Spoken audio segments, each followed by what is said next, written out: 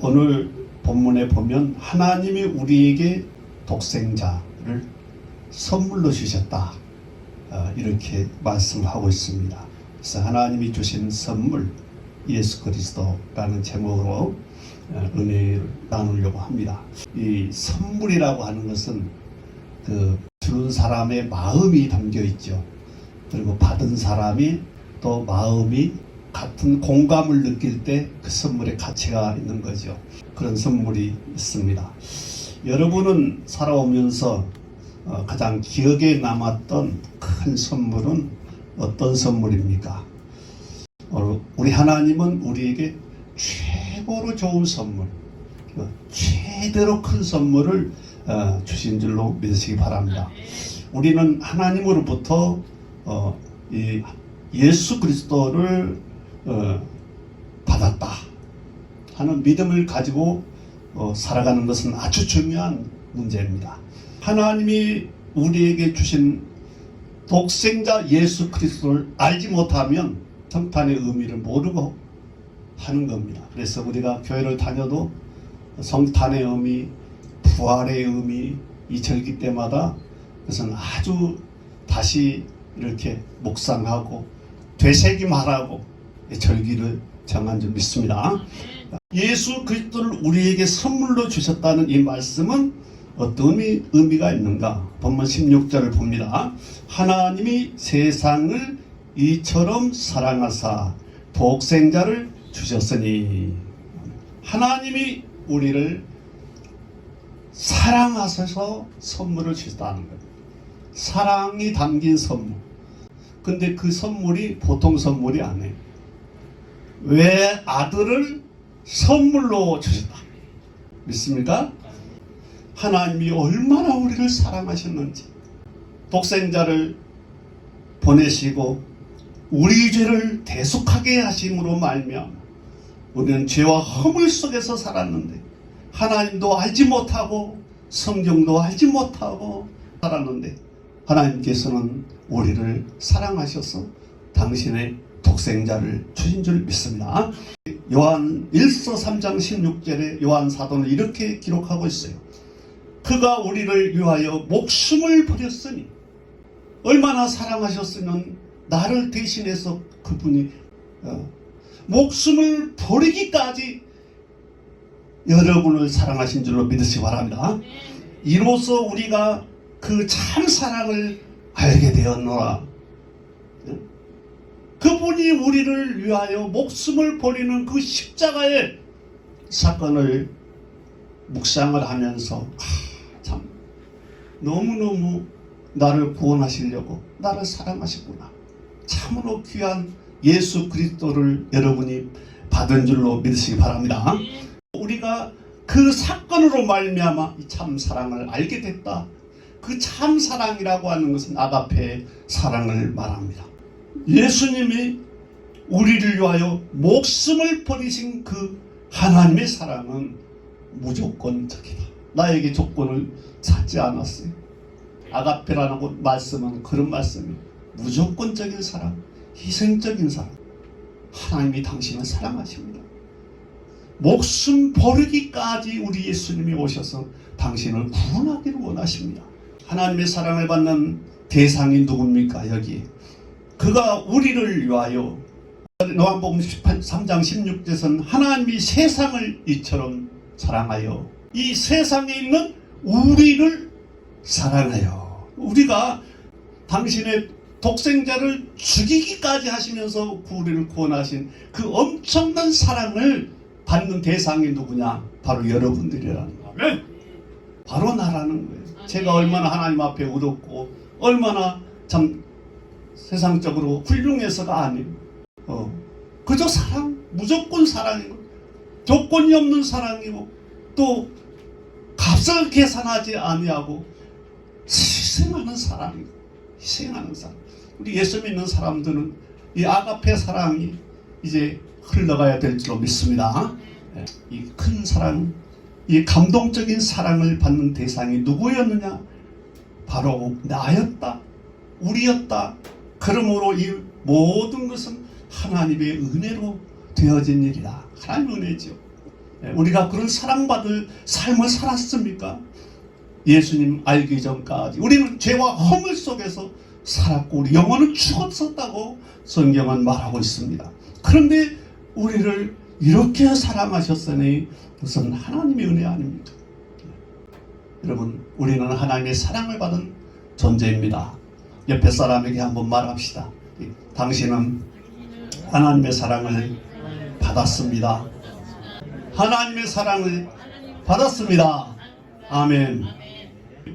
하나님의 사랑을 받았다는 이 사실이 확실히 믿어질 때 나는 자존감이 높아져서, 내가 자존감이 있을 때는 그렇게 함부로 내 몸과 마음과 나의 삶을 그렇게 함부로 갖다 내팽개치지 않아요. 왜? 나는 귀한 사람, 하나님이 사랑을 받는 사람이기 때문에 나는 그렇게 살 수 없어.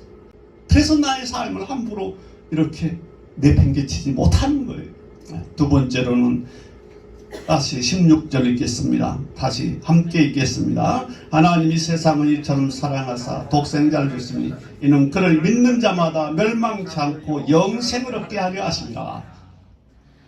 이 선물은 생명을 주시는 선물, 영생을 얻게 하는 선물. 17절에도 이렇게 기록을 하고 있습니다. 하반절에 그로 말미암아 세상이 구원을 받게 하려 하십니다. 바울 사도는 에베소서에서 이렇게 기록을 했어요. 너는 허물과 죄로 죽었던 너희를 그리스도와 함께 살리셨다. 살리셨다는 거예요. 요한일서 4장 9절에 요한은 이렇게 또 기록합니다. 하나님이 자기 독생자를 세상에 보내시면 그로 말미암아 우리를 살리려고 하셨다. 아멘. 따라합시다. 우리를 살리셨다. 누가? 하나님이 우리를 살리셨다. 영원한 생명으로 우리를 채우셨다. 그 생명이 이 예수 그리스도 안에 있던 거예요. 요한일서 5장 12절에 아들이 있는 자에게는 생명이 있고 아들이 없는 자에게는 생명이 없느니라. 하나님의 아들 예수 그리스도가 믿어지는 사람은 생명이 있다. 그런데 그 아들이 없는 자에게는 생명이 없느니라. 우리가 예수 믿지만 때로는 어려움 당할 수 있어요. 실패할 수도 있어요. 때로는 고난과 역경이 찾아올 때도 있어요. 힘들고 어려운 일 만날 수 있어요. 삶의 굴곡을 지나간 계곡 골짜기를 지나가는 것처럼 나아가는 길이 평탄치 않을 수 있어요. 하지만 어떤 환경을 만나든지 어떤 순간에도 우리는 기억해야 됩니다. 이런 환경 때문에 나의 가치가 달라지지 않는다는 걸 믿으시기 바랍니다. 하나님께서 우리를 사랑하시는 그 사랑으로 말미암아 우리 존재 가치가 결정되는 것이다. 예수 그리스도로 말미암아 나를 살리셨기 때문에 나의 존재 가치를 결정하는 그 가치는 절대적인 가치다. 바꿔치기 한 거예요. 죽을 수밖에 없고 망할 수밖에 없고 저 쓰레기같이 살아갈 수밖에 없는 나의 온 영혼을 완전히 살리셨다. 바꾸셨다. 할렐루야. 여러분 이 진리를 확신해야 됩니다. 그래야 어려움 만날 때 시험을 당할 때 이겨나갈 수가 있어요. 하나님이 나를 살리셨다 하는 이 나의 존재 가치가 달라질 수가 없다는 것을 믿으시기 바랍니다. 죄인의 신분에서 의로운 하나님의 자녀로 바뀐 거예요. 예수님을 말미암아 신분의 변화가 일어나는 겁니다. 그래서 무슨 일을 만나든지 하나님이 나에게 보내신 예수 그리스도로 말미암아 하나님을 더욱 찬양하며 경배하면서 신바람 나게 살아갈 줄 믿습니다. 왜? 나이가 존재 가치가 있으니까. 어려운 일이 다가와도 시험이 다가와도 동남풍아 불어라 북서풍아 불어라 가시밭에 백합아 예수 향기 날린다. 우리 신앙의 선조들 불렀던 찬송이에요. 동남풍이 불고 북서풍이 불며 그 가시밭 속에서 백합화가 이리 찔리고 저리 찔리면서 상하면서도 향기는 더 막 바람에 날아가는 거예요. 그런 삶이 그 고결한 삶이 우리 하나님의 자녀의 삶이라고 하는 것을 믿으시기 바랍니다.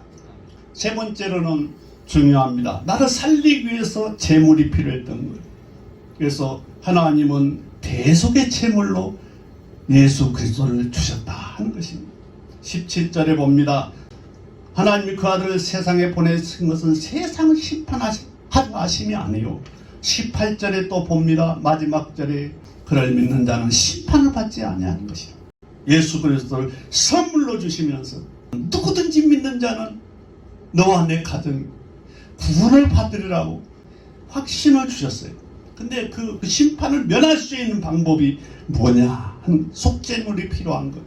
레위기에서 보면 속죄제가 있어요. 그것은 내 죄를 사함받기 위해서 대속의 제물을 드리는 거예요. 죄는 내가 지었는데 나의 죄를 대신하여 이 어린 양이 그 불 속에서 태워지는 거예요. 죽고 피 흘리는 거예요. 이게 바로 구약시대 제사의 모습이었어요. 말씀을 보겠습니다. 마태복음 1장 21절에 아들을 낳으리니 이름을 예수라 하라. 이는 그가 자기 백성을 그들의 죄에서 구원할 자라. 예수는 우리를 구원할 자라 이렇게 말씀을 했어요. 성경의 마태복음 1장 18절에 예수 그리스도의 나심은 이러하니라. 그 어머니 마리아에게서 요셉과 약혼하고 동거하기 전에 성령으로 잉태된 것이 났으니 성령으로 잉태된 것이 났습니다. 죄가 없는 방식으로 세상에 오신 거예요. 왜? 죄인은 죄인이기 때문에 죄인을 구원할 수가 없어요. 남의 죄를 위하여 속죄의 제물 될 수가 없어요.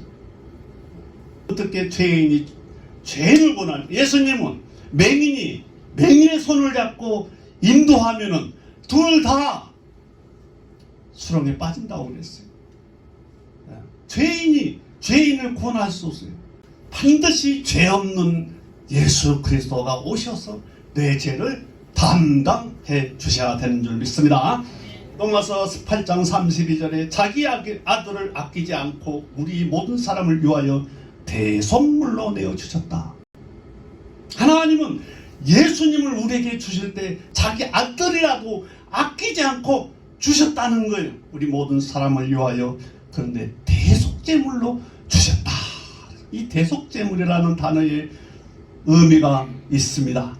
내 죄값을 대신하여 그 어린 양이, 어린 송아지가 번제단에 올라가서 태워지는 것처럼 하나님은 예수 그리스도를 보내주셔서 내 죄를 대신하여 십자가에 올라가게 하신 거예요.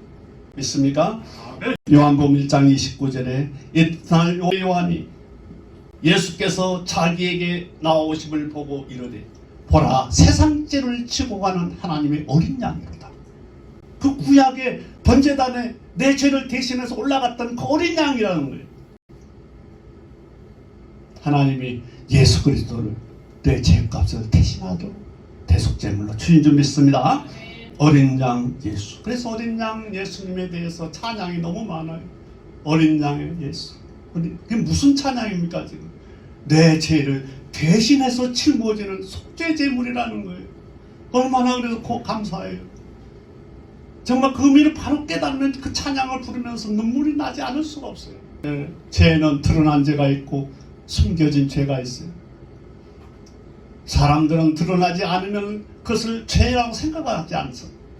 하나님 앞에는 우리 마음의 깊은 곳까지 살피시는 이시라. 순간순간 못된 생각, 해서는 안 될 생각, 해서는 안 될 짓을 하고 살았는데 하나님은 그것을 따져묻지 않고 수긍하지 않고 이사야서 53장 6절에 그랬죠. 우리 모든 죄악을 그에게 담당시키셨도다. 할렐루야. 마지막으로는 화목제물로 오셨습니다.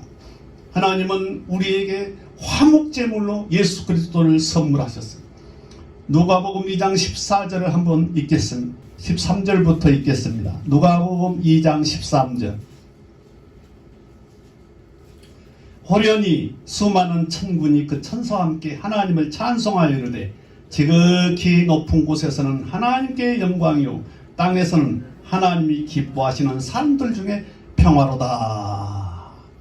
하나님께는 높은 곳에서는 하나님께 영광이고 예수님이 오신 것은 땅에서 하나님이 기뻐하시는 사람들, 하나님을 섬기는 사람들, 예수 그리스도를 사모하는 이 사람들 중에는 뭐가 있어야 돼요? 평화. 할렐루야. 평화. 그런데 우리는 죄를 지을수록 어떻게 되느냐? 사람 관계도 어긋나고 멀어지고, 죄를 지으면은 하나님 관계도 멀어져요. 하나님을 피하게 돼 있어요. 그것이 인간의 본성이에요. 죄를 지으면 하나님 앞에 드러내놓고 회개할 생각을 해야 되는데 피해요. 창세기에 그렇게 기록하고 있어. 3장 9절에 하나님이 아담아 아담아 내가 어디 있느냐 하고 찾았어. 아담이 어디 있었어요? 내가 부끄러워 피하여 숨었나이다. 숲속에 숨어가지고 내가 벌거벗었으므로 부끄러워 숨었나이다. 이 죄를 지으면 하나님 앞에 나올 수가 없고 나설 수가 없어요. 직분을 주어도 감당할 수가 없어요. 죄를 짓고 나면은 하나님이 멀어지고 화목이 깨지는 거예요. 요한일서 2장 2절에 그는 우리 죄를 위한 화목제물이니 우리만 위할 뿐 아니고 온 세상의 사람들을 위하여, 온 세상의 사람들을 위하여 화목제물이다. 이렇게 말씀합니다. 자, 여기 중요합니다. 나만 하나님과 화목한 것이 아니고 모든 사람들이 하나님과 화목하기를 원하시는 거예요. 이사야서 1장 18절에 하나님이 이사야 선지자를 통해서 이렇게 여호와께서 말씀하시기 오라 우리가 서로 변론하자. 너희 죄가 주홍 같을지라도 눈과 같이 희어질 것이고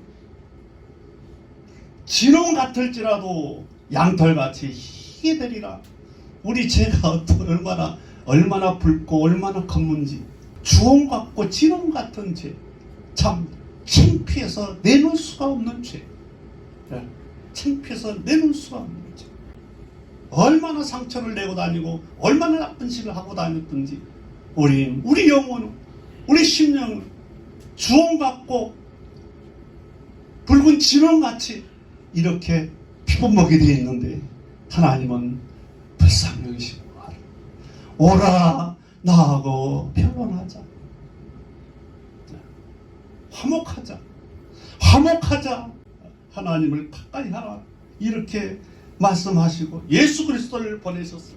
예수 그리스도를 통해서 그 피 흘리심으로 말미암아 그 주홍 같은 죄, 그 진홍같이 붉은 죄가 깨끗이 사라지고 흰눈같이 양털같이 희어진 줄 믿으시 바랍니다. 이것이 죄 사함 받은 의미예요.